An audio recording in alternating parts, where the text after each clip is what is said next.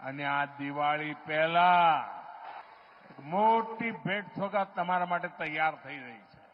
જે દિવસે બજેટમાં 12 લાખ રૂપિયાની આવક ઉપર ઇન્કમ ટેક્સ માફ કરી દીધો ને, તો વિપક્ષવાળાને સમજણ નહોતી પડી આ કેવી રીતે થાય.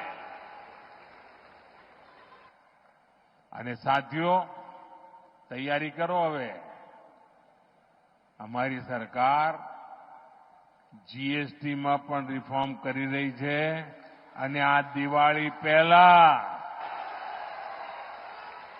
એક મોટી ભેટ સોગાત તમારા માટે तैयार થઈ રહી છે.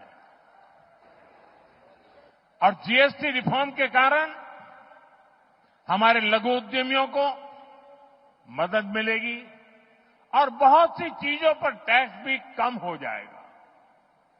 इस बार की दिवाली पर व्यापारी वर्ग हो या फिर हमारे बाकी परिवारजन, सबको खुशियों का डबल बोनस मिलने वाला है.